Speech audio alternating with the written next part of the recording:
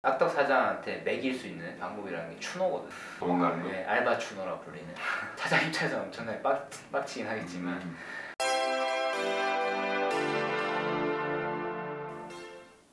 모든 것이 변화한다는 사실, 오직 그것만이 변하지 않는 유일한 것이다라는 말에서 알 수 있듯이 근대사회는 끊임없이 변화해 왔습니다. 마르크스와 엥겔스는 이를 이런 식으로 표현하기도 했습니다.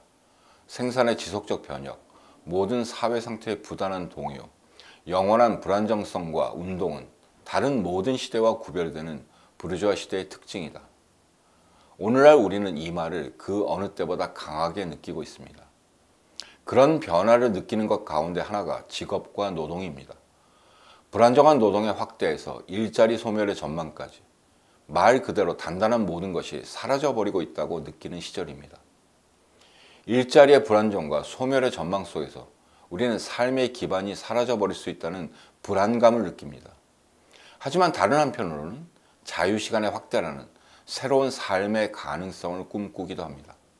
오늘은 이런 불안과 가능성의 교차점에 있는 노동을 하고 있는 라이더 유니언 박종훈 위원장님과 함께 말씀을 나눠볼까 합니다. 네, 라이더 유니언의 박종훈 위원장님 나오셨습니다. 고맙습니다. 네, 안녕하세요. 박정훈입니다.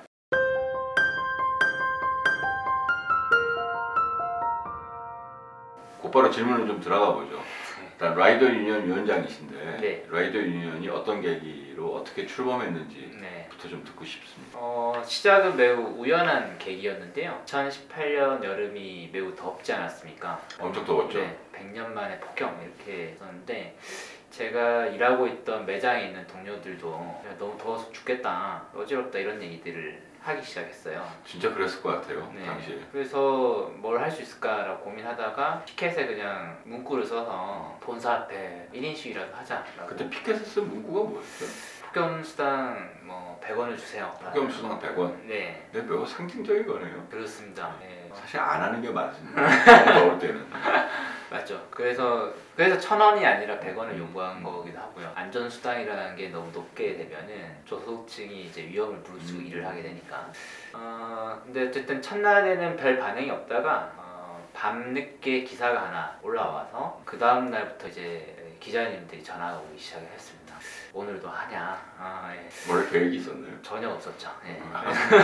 한번 하고 왜냐면 저는 예상으로는 한 하루쯤 되면 금방 더위가 수그러지겠지라고 생각했는데 갈수록 온도가 높아지는 거예요. 그랬죠. 그래서 저의 1인 시위가 언론의 입장에서도 필요했던 시기였고, 그래서 팔자에 없었던 1인 시위를 계속해서 하게 된 거고, 그러니까 방송에서 계속 나오게 되니까 내 개인의 이야기로 끝내면 안 되겠다, 조직을 만들었다 생각을 해서 라이더 유니온 준비를 시작했고요. 이게 5월 1일, 2019년 5월 1일에 정식으로 출범하면서 시작하게 됐습니다. 이제 5월 1일에 출범한 건 어쩌든 기억납니다. 라이더 유니온 출범 선언문.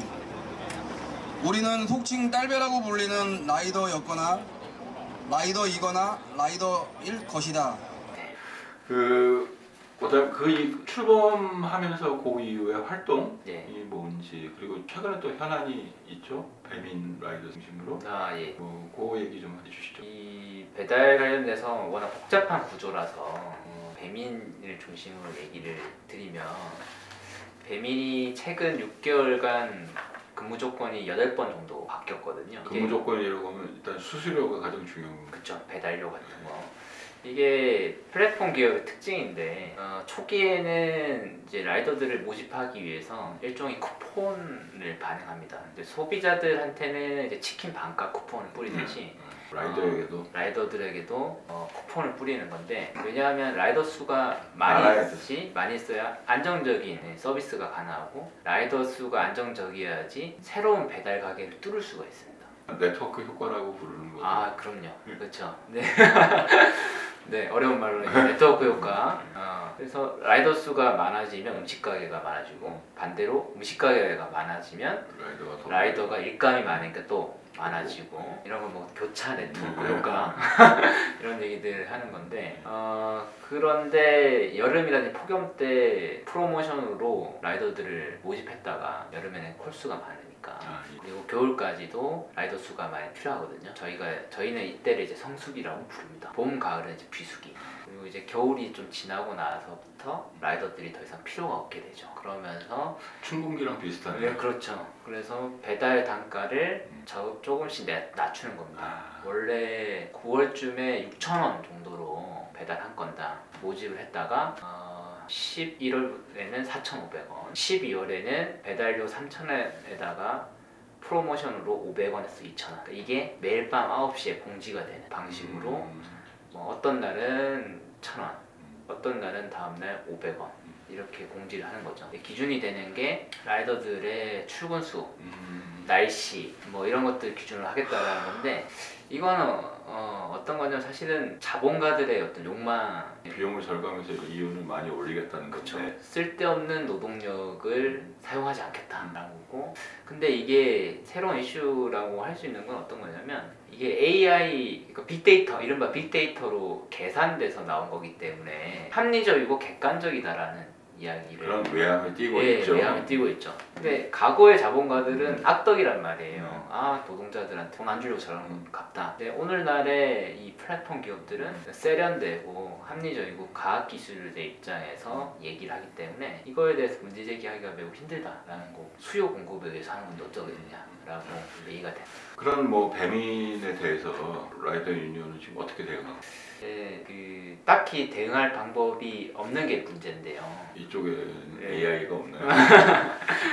왜냐하면은 우리가 이제 근로자 신분이라고 하는 것이 보면은 노동법이 하루아침에 생기지 않지 않습니까? 초기 자본주의가 나타나고 나서 사람이 좀 많이 죽고 나서 그 다음부터 이제 규제가 만들어지 그런 거랑 비슷하다고 생각하시면 돼요. 플랫폼이라는 것들이 이제 새롭다라고 생각을 하기 때문에 일단 근로자는 아니야. 그러면 뭘로 보호하지? 이게 보호의 사각지대가 발생을 하는 거죠. 네, 그러면 이제 두 가지 방법이 있을 수 있을 텐데 우리도 근로기준법상 보호를 받을 수 있는 노동자니까 너희가 지금 하고 있는 거는 취업규칙의 불이익한 변경이야 라고 주장해 볼 수가 있습니다. 그거는 이제 그런데 안 되는 거죠.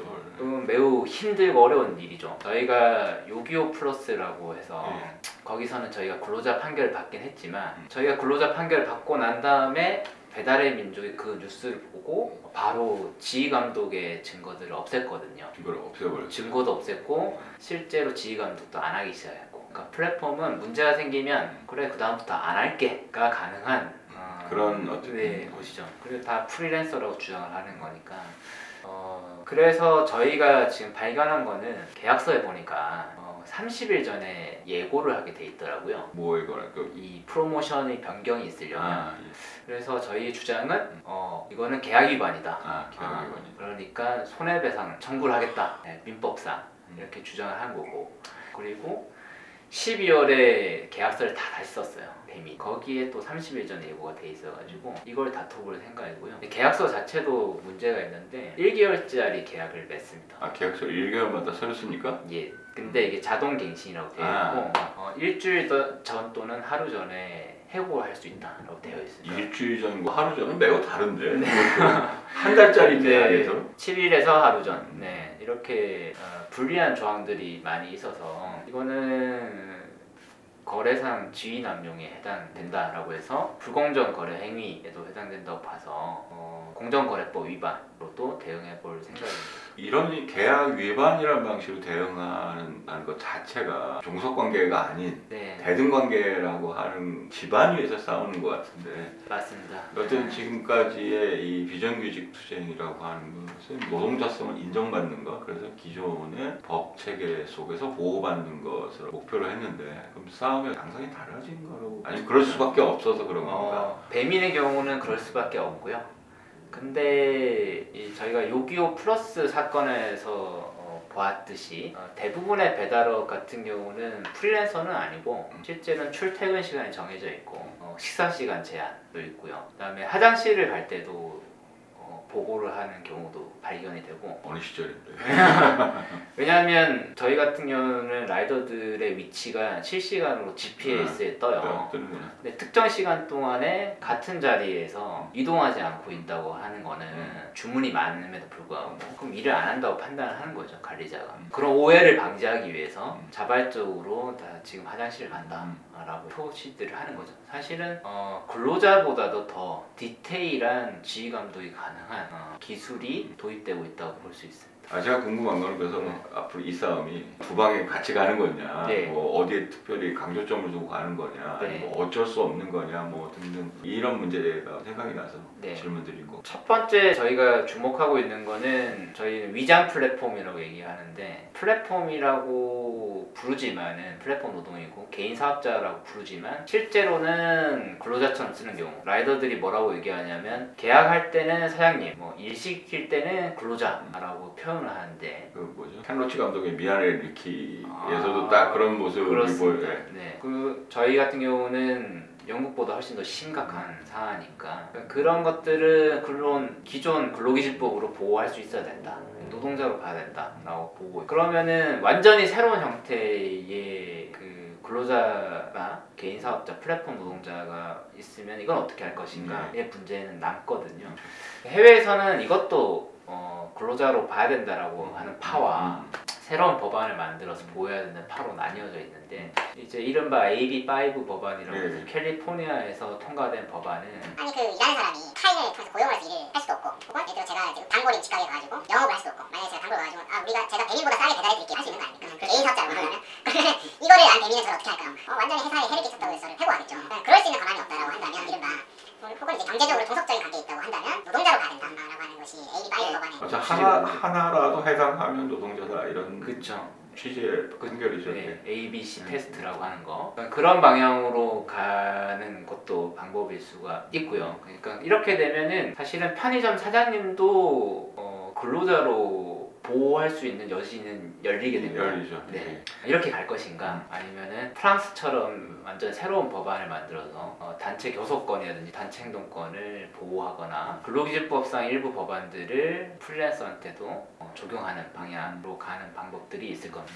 그러니까 이게 한국에서는 논쟁거리인데 저희의 주장은 일단 위장 플랫폼을 걸러내고 한국 때 그게 문제죠. 이게 순수한 형태로 드러나지 않아서 없죠. 예. 그래서 순수한 의미의 플랫폼 노동자들이 있다면 이 사람들 가지고 논쟁을 한번 해보자라는 거고 어쨌든 배민과의 싸움은 그 케이스가 시작된 거라 볼 수 있습니다. 작년에 내신 이게 왜 직업이 아니란 말이야. 네. 시작이 제3노동 시장의 출현? 제가 이해하기로는 정규직, 뭐 비정규직 우리가 흔히 쓰는 구분법과는 또 다른 어떤 노동의 영역이 있다. 제3노동 시장이란 말로 이제 포착하고 싶었을 텐데 그렇게 포착한 배경은 일단 경험에서 나오신 건가요? 네, 경험에서 나온 것도 있고 뭐 활동가의 직관 같은 거고요. 엄밀한 사회학적 개념은 아니고요. 그런 개념은 오히려 불평등의 세대라는 책을 철승 교수님이 좀 내밀하게 했고요. 세분해서 썼죠. 근데 그 사실 거기는 노동시장 안의 얘기인 거고 제3 노동시장이라고 제가 강조하고 싶었던 거는 노동시장 바깥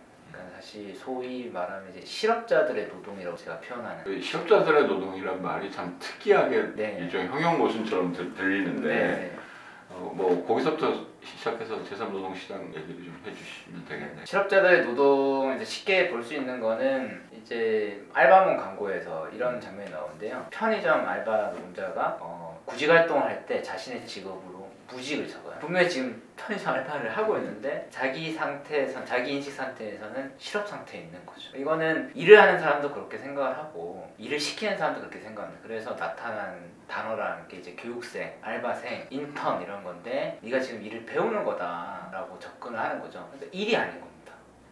이게 아닌데 이게 하는 네. 네. 이렇기 때문에 사실 근로기준법상 지켜야 하는 근로자라고 하면 지켜줘야 하는 법들을 이제 제공하지 않는 일들이 벌어지고 있고요. 그리고 사실은 이 노동시장 안에서만 그런 게 아니라 내가 맺고 있는 지인, 일가 친척들 사이에서도 일로 인정받지 못하고 있기 때문에 어디 가서 명절 때 내려가서 알바한다고 하지는 않겠죠 사람들이. 그쵸. 네. 취업 준비하고 있다 그러고 뭐 그러니까 부모님들도 이제 살짝 가정들 하시죠. 뭐 GS에서 일하고 있다. 뭐 롯데에서 일하고 있다. 롯데리아 이런 것들이 사실은 직업에 따라서 우리가 받고 있는 차별 정도나 사회적 지위라 완전히 큰 차이가 나기 때문에 한국에서는 이 자신의 일에 대해서 떳떳하게 얘기하지 못하는 게 좀 특징적으로 있는 거고요. 이 실업자들의 노동을 어떻게 우리가 접근하느냐, 이거는 비정규직의 정규직화와는 또 다른 문제예요. 사실 비정규직 문제가 지금까지는 사내하청이라든지 공공기관 비정규직 노동자들의 문제가 주로 주목받았는데, 이거는 쟁취할 게 있는 분들이 조직을 만들어서 주장을 했기 때문에 주목을 받는 거고, 이 제3노동시장은 자기 위치에서 쟁취할 게 없는 거예요. 오히려 자기를 부정해야지만이 사회적 성공한다고 믿기 때문에 여기서 싸움이 잘 벌어지지 않는 거죠. 기껏 해봐야 가장 이제 악덕 사장한테 매길 수 있는 방법이라는 게 추노거든. 도망가는 거. 네, 알바 추노라 불리는. 사장 입장에서 엄청나게 빡치긴 하겠지만 그런 문제들이 있는 거고, 가맹점주는 대기업한테 뜯기니까 알바한테 인건비 제대로 안 주면서 생존을 하고 있고, 또 이제 영세한 토착 그 자영업자들은 이제는 이주 노동자를 이제 활용해가지고 근로기준법상 비용보다 적게 주면서 대기업에 저항하는 거고요. 이 싸움에서 어떤 일종의 동맹들이 만들어지는데, 하나의 동맹이라고 하는 거는 제3노동시장에 있는 분들의 노동력을 활용할 때는 근로기준법 안 지키는 정도는 다 눈 감아 줄게. 이건 국가까지. 왜냐하면 이거를 규제하게 되면은 자영업자 망하고 일자리 사라지고 이건 다 실업자가 되고 사회적 부담이 되기 때문에 놔두는 거죠. 최근에 일어났던 최저임금을 둘러싼 논쟁이라고 하는 것도 사실 그 공포에 기반한 공격이거든요. 거기에 매우 취약한 노동시장 구조를 가지고 있는 거죠, 한국은. 이것은 왜 직업이 아니란 말인가요? 마지막 장에 보면 다른 삶이 가능하다. 네. 이 다른 삶이 가능하다라는 것으로 말하고 싶으신 건가요? 이렇게 좀 얘기를 하고 싶은데, 근로자란 무엇인가를 가지고 좀 더 말씀을 드리고 싶어요.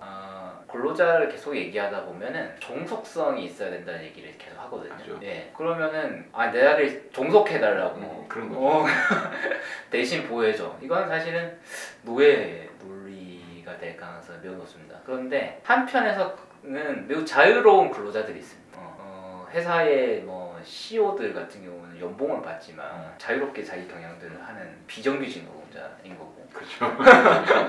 네, 그리고 교수들은 업무에 대한 구체적 지휘감도 받지 않는에도 불구하고 근로자 신분을 가지고 있죠. 사실 종속의 대가가 아니라는 겁니다. 근로자가 가지고 있는 권리라고 하는 거는. 그럼 우리가 바라는 건 뭐냐? 플랫폼의 제3노동시장에서 바라는 사람들의 욕구가 우리한테 보여주는 건 뭐냐면 자유롭게 일하고 싶은 욕구인 겁니다. 그렇다면 자유롭게 일을 했을 때는 기존 근로라는 것이 그렇지 못했다라는 거거든요. 이 사람들 보고 이제 노동자가 되고 싶지 않잖아요 라고 물었을 때 당연히 그렇다고 합니다. 그러면 이들이 경험한 근로자라고 하는 거는 욕하는 사장, 그 다음에 다쳐도 산재보호상이 안 되는 거, 근데 왜 4대 보험 내야 되지? 이런 거거든요. 근데 또 임금은 작은데 노동시간은 또 제한하네. 전혀 자유롭지 않은 신분이 근로자니까 쟁취하고 싶지 않은 거예요. 그래서 사실 자유로운 일을 어떻게 만들 수 있는가가 지금 제3노동시장이라든지 자유롭게 일하는 플랫폼 노동이 가지고 있는 우리한테 던지는 질문이라고 생각을 합니다. 그래서 단순히 정규직 쟁취가 아니고 그런 이상적인 근무 조건을 위한 워라밸이 되는 것으로 노동 패러다임이 좀 변화될 필요가 있겠다. 왜냐하면 기존 노동운동은 정규직만 되면 혹은 임금만 높아지면 된다고 이야기해왔기 때문에 이건 매우 한계적이다. 그러기 위해서는 뭐가 필요해요? 네, 너무 제가 당연한 얘기들을 하는 것 같아서 망설여지는데, 지금까지 노동운동이라고 한 역사를 보면 노동시간 단축의 역사라고 얘기하지 않습니까? 그렇죠. 실제로는 임금 인상 투쟁의 역사거든요. 노동시간 단축의 역사가 아니었습니다. 이제 와서 보니까 네, 그렇죠. 단축돼 온 것으로 보이는데 한편으로. 네. 그래서 사실 노동시간 임금 인상이 보장되지 않는 노동시간 단축은 플랫폼 노동이라든지 제3노동시장을 확대하는 방향으로 결국에는 총 노동시간은 늘어나거든요. 근로자 신분일 때는 줄어든다 하더라도 근로자 신분을 벗어 던진 노동시간은 여전히 많기 때문에, 그렇다면 이 실질적인 노동시간 단축이 되려고 하면은 소득의 보장이 있어야 돼요. 소득의 보장이 돼야 되고, 이거를 직업으로만 하려고 하면은 불가능하고, 이거는 개별 자본도 여력이 없는 상황이기 때문에 결국에는 사실은 총자본 책임을 묻는 방법 방식을 줘야 된다고 생각을. 그래서 사실 저는 노동운동에 하는 사람 중에 몇 안 되는 이제 기본소득주의자이긴 하거든요. 그거는 실질적인 노동시간 단축을 하기 위해서 당연히 주어져야 되는 일이라고 저는 생각을 하고 있습니다. 그러면 뭐 끝으로 라이더 유니온의 향후 계획 이걸 뭐 어떻게 말씀해 주실 수 있을까요? 일단은 저희가 그 이륜차 시스템도 사실 따로 뭐 찍어야 될 만큼 문제가 많기 때문에 그런 문제에 접근하고 있는데 지금 이륜차 보험 제도를 만들고 있습니다. 이거 그 보험 가입하기가 굉장히 어렵다면서요? 돈도 많이 그쵸, 1년에 한 1,800만 원 정도 되고 1,800원 말면 무슨 누구 연봉에 해당하는 가입하지 말라는 거죠, 보험회사가. 그리고 이제 자차 보험은 안 되기 때문에 저희가 일단 자차 수리 공제를 하고 있고요. 그래서 공제 모델이 하나 있고요. 크게 보면 그다음에 이제 배민가의 투쟁들이 있는 거고, 저희가 투쟁하는 방식이라고 하는 게 좀 독특한 거는 기다리지 않아요. 가반 노조가 될 때까지. 왜냐하면 가반 노조가 될 때까지 기다렸다가는 기존 노동자들이 다 그만두고 그렇죠.